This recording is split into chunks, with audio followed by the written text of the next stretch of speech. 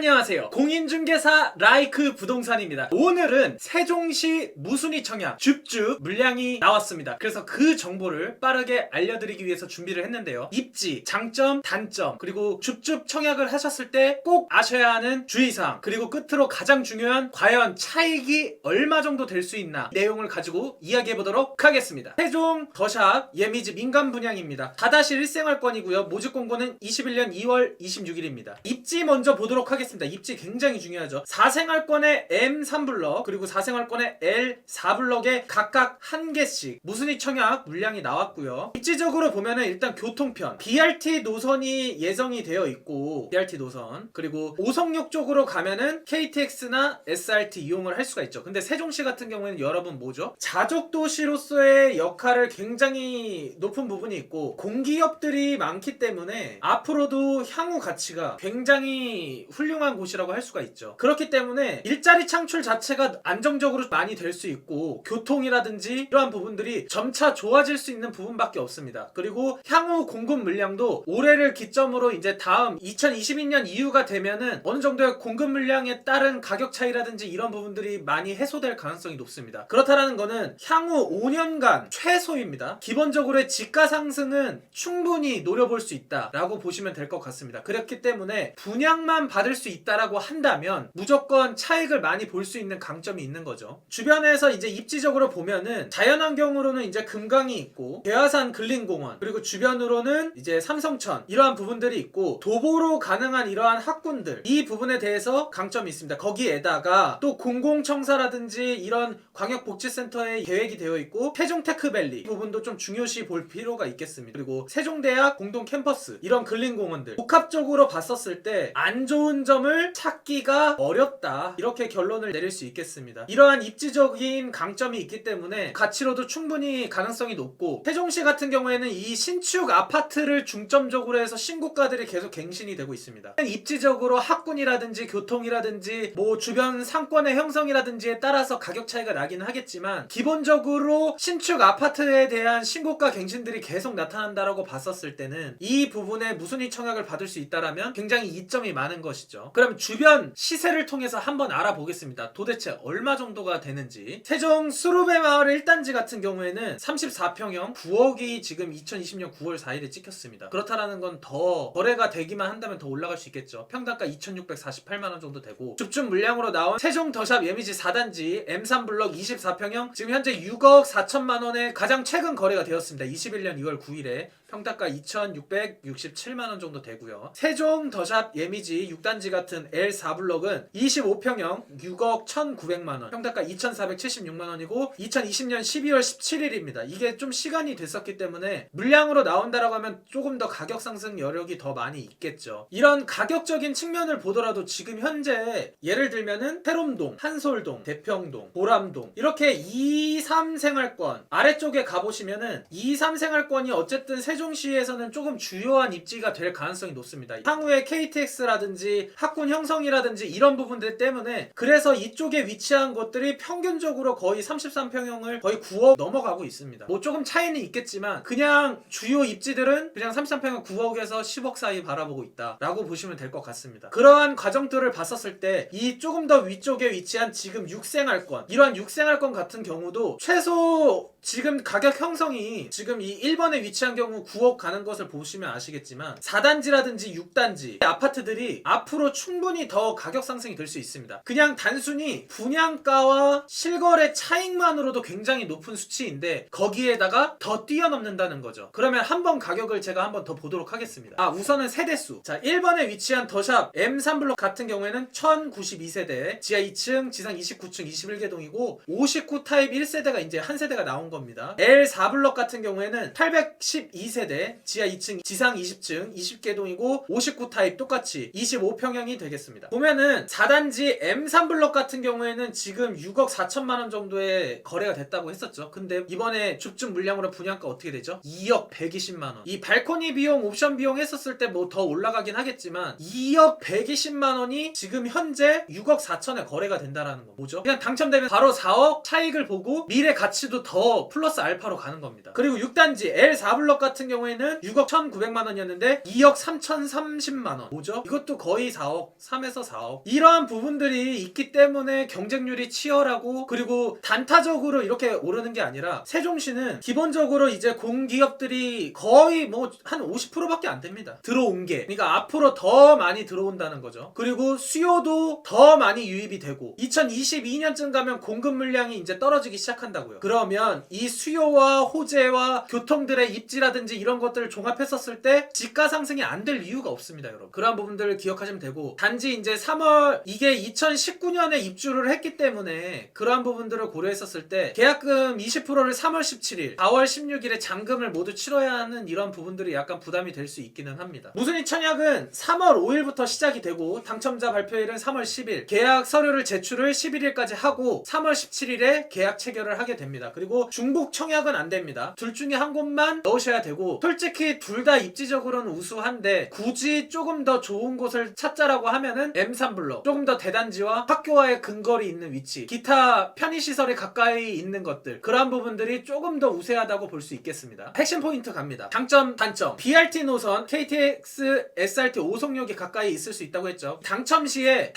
재당첨 제한을 받지 않습니다. 이게 이번에 발표가 되면서 강화가 된다라고 했는데 일단은 모집 공고상 당첨을 받지 않고, 그리고 현재 세종시에 거주하시면서 재당첨 제한을 받고 있는 분도 신청을 할 수가 있습니다. 그러니까 이러한 부분들 참고하셨으면 좋겠고, 공원, 금강, 자연환경들, 그리고 도보권 학군, 세종대학 공동캠퍼스, 그리고 중요시 말씀드렸던 세종테크밸리라든지 공공청사가 이제 계획되어 있다라는 점. 조금 포인트로 중요시 여길 부분은 21년 4월 빠르게 실입주가 가능하다는 부분, 그리고 등기 후 전매가 가능하다. 하지만 여기는 세종시는 투기과열지구이기 때문에 바로 전매를 하게 됐었을 때는 세액 부담이 너무 큽니다. 그리고 앞으로 입지적으로 가치가 충분하기 때문에 무조건 제가 봤었을 때는 실거주를 채우고 9억 이하는 비과세, 나중에 가치가 상승해서 9억이 초과가 된다면 장기보유 특별공제를 받을 수 있는 최대 세율까지 있으면 좋을 것 같습니다. 단점으로는 세종시 무주택 세대주만 가능하다는 점, 이 부분이 좀 아쉽죠. 그전에는 전국 청약이 가능해서 굉장히 많은 치열한 경쟁률이 있었는데 이번에는 이제부터는 이런 게 아니라 세종시에 거주하는 무주택 세대주이면서 서울, 경기, 인천은 안 되는, 이러한 부분 아시면 좋겠고, 그리고 자금 조달 계획에 있어서 일정이 촉박한 부분이 있어서 이 부분 잘 생각하시고 들어가셔야지 될 것 같습니다. 그리고 4단지 M3블럭에 같은 경우에는 일시 거주한 이력이 있습니다. 기존에 다른 세대가 이제 문제가 있는 세대가 있었던 거를 잠시 거주할 수 있게끔 한 부분이 있었다라고 공고문에 나와 있더라고요. 그 대신에 이제 도배 같은 그런 부분들을 새로 시공을 했다라는 부분을 다시 언급해줬고, 2019년 9월에 입주했기 때문에 완전히 신축까지는 아니다. 하지만 시세 차이 부분이 굉장히 높다. 오늘 여기까지 여러분들께 장점과 단점, 그리고 아셔야 하는 주의사항, 그리고 입지랑 비교했었을 때 시세 차이, 그 향후의 미래 가치까지 종합적으로 설명해드렸습니다. 왜 세종시를 주의 깊게 봐야 되고 왜 이 청약에 넣어야 되는지, 그리고 만약에 이번에 청약의 대상이 되지 않더라도 세종시에 대해서 관심을 왜 가져야지 되는지를 종합적으로 설명해드렸습니다. 그렇기 때문에 많은 관심 가져주시고 앞으로 나올 수 있는 세종시 청약을 빠르게 받아보실 수 있게, 나가시기 전에 뭐죠? 구독과 좋아요 부탁해요.